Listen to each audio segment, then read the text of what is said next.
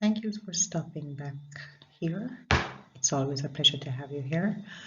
Now, most of you would have either started your SBAs for English A and B, or you're thinking about starting your SBAs for English A and B, and you're probably still confused about what it is you're supposed to do. Now, there are videos here on this channel and elsewhere, and your teachers will explain as well, and yet you still don't understand what it is exactly you're supposed to do, and nothing is wrong with that. But what I've thought about in my search recently, I've looked again and I said, perhaps if you could get a clearer understanding of the terms that are used to put across that SBA to you, then it may make it easier for you to understand exactly what it is that you are doing for your English A and B exams. Also, for those of you who do understand it, this video is basically to reinforce what it is that is expected of you for your English A and B SBAs for this year. So let's get right into it, defining some of the terms, talking about some of the terms, and trying to see if it will make it any easier for you to move forward with your SBAs. Now, the first one that is probably a turn off for most people is the fact that it is a group work. Yes. Now, the suggested group size for the English SBA for both A and B, it's actually 4 to 5 students. Now, within this group, you are expected to carry out activities from all 4 or 5 students who are in that group. You will carry out activities both in and outside of class hours. Now, some of these activities that you are engaged in includes brainstorming. It includes discussions, and it includes the group becoming more prepared for the report. And that is what the group work is all about. Now, the next term I thought would have been important is when you are asked to select an issue, a topic, a theme, or an event. Now, this is the main part of the English SBA for language and literature. Now, when you talk about the issue, the topic, the theme, the event, you're talking about the area that you're going to concentrate on, or the area that you're exploring. And it is supposed to be broad enough to cover a range of options so that each student can engage in finding an issue, a topic, a theme, or a sub-theme, and an event. Now, after the whole brainstorming process within the group and the focus discussions that you will have there along with your teacher, yes, students will now be expected to settle or to find an area of interest that they think they can investigate, that it is important for them to investigate. Now you're asked to compile a portfolio. And the portfolio is just a collection, a compilation of each student's work for the final assessment. And in this portfolio, you're expected to have a copy of the group report, notes of the oral presentation, yes, the entries for the reflection, and the plan of investigation as well. And as we go along, we'll talk about those.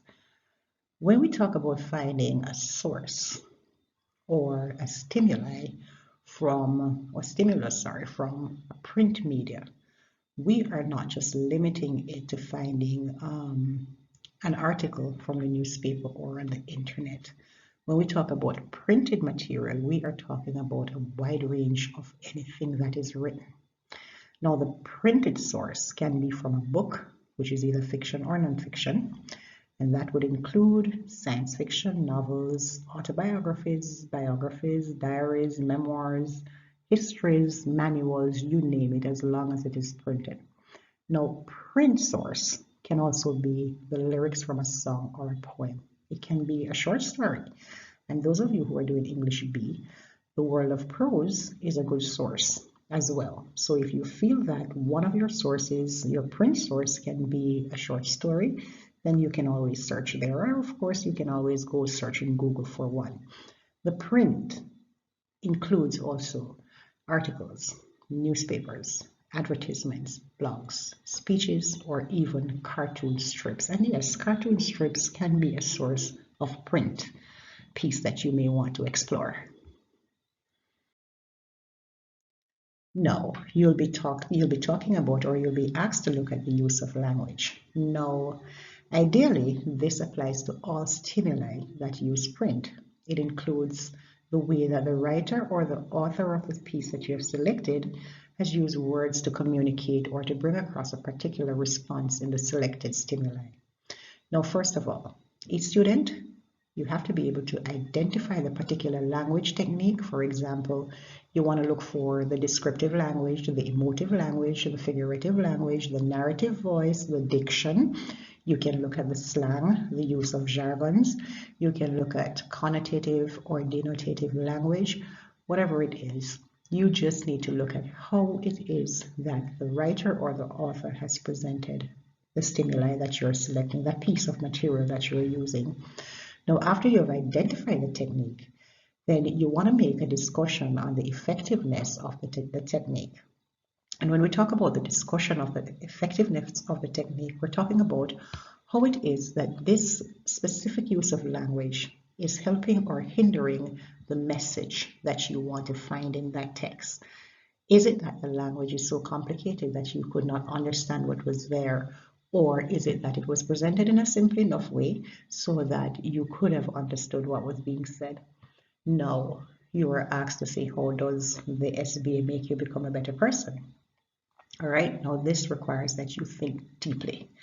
It's more of a reflection as a person, you as a student, and you are encouraged to talk about the process of preparing for the SBA and actually doing the SBA and how it has impacted you as an individual.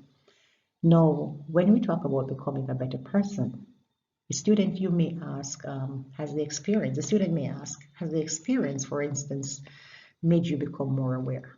Is it that you are more understanding of what is there? Have you become more empathetic towards the topic and whoever is involved? Are you now more tolerant, or are you more knowledgeable? That is the kind of line you want to follow when you're talking about becoming a better person. You can also think about, have your skills been sharpened in a particular way, in a given way? Having read your stimuli or your piece or your material, have you become even more curious about the topic? And as such, do you want to continue to find out more? And have you become a better listener if it's a piece that you're listening to? And finally, has your attitude been changed in any way?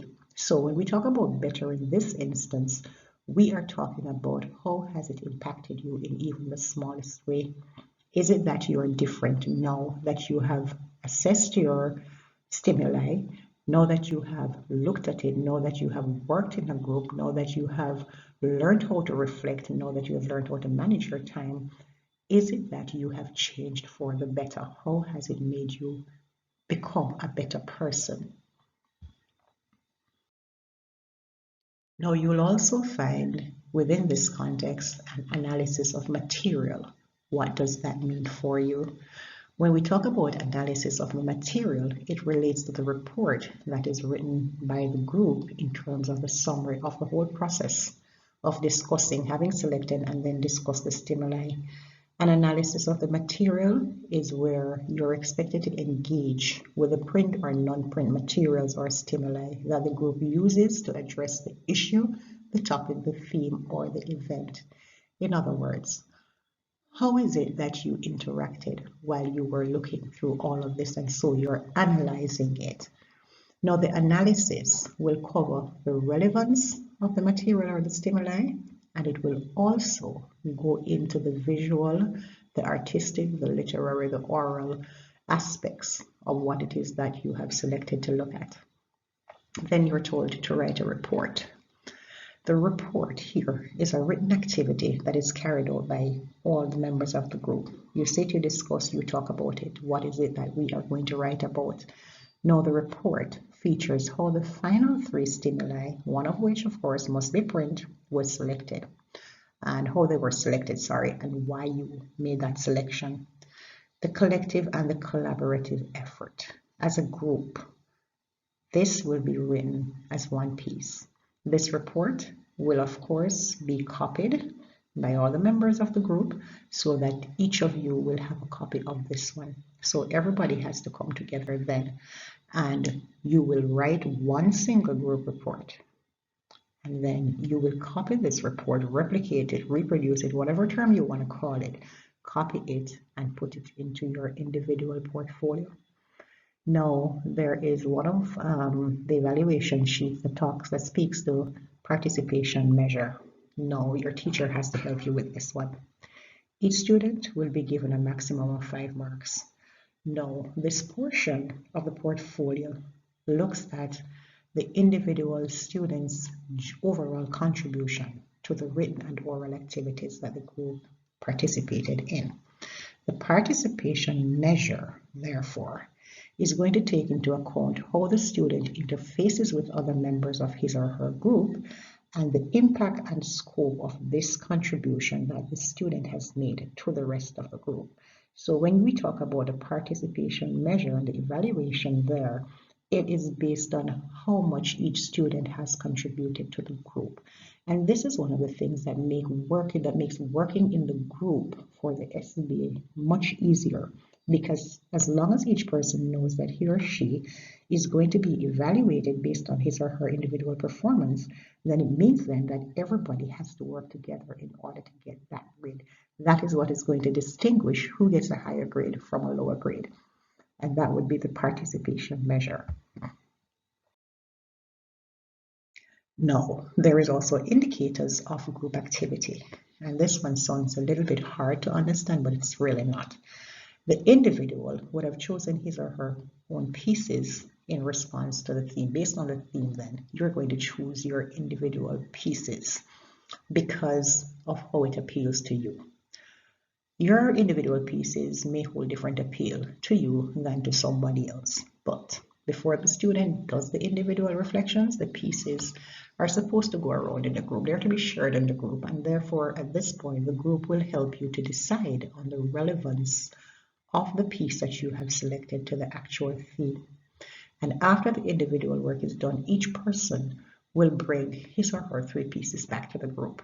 Now, after that, there is another selection from the total 3 person is done. Again, this will ensure that at least 1 piece is print, and together the group will now look at the interpretations, the value, and the impact that this piece or these pieces will have on the topic or the theme. The exploration process may also include a debate or a discussion, because not everybody will agree to what it is that has been selected. And so, of course, people will have to share their observations, their experiences. They have to look at the social comments and assess the reaction of each person. Now, investigate and each person against the stimuli. Investigative material may also be drawn from video, print media, social media, whatever it is you choose to have your sources coming from. That's entirely up to you, as long as 1 piece is in print. Know your plan of investigation, and if you're confused at the start, then it is going to throw you off for the rest of the SBA. So let's go into what's the plan of investigation. After, as a group, you have brainstormed, perhaps with the help of your teacher as well, or just as a whole group in the class, the entire class. The students will go into their smaller groups now, based on interest in a particular topic or an area, and they will put together a 250 Word document, which will include the title, why the issue is chosen, or the topic or the theme or event, why was this chosen, and how the data or the stimuli or the pieces were collected. Now, we keep talking about the stimuli and the pieces of material. The stimuli refers to the range of print and non-print references in the portfolio submission. These will be included but are not restricted to books, both fiction and non-fiction, manuals, articles, speeches, leaflets, blogs, paintings, photographs, cartoons, pictures, video clips, music, features, and audio clips. So with this long list here, you can choose whichever piece you need from that.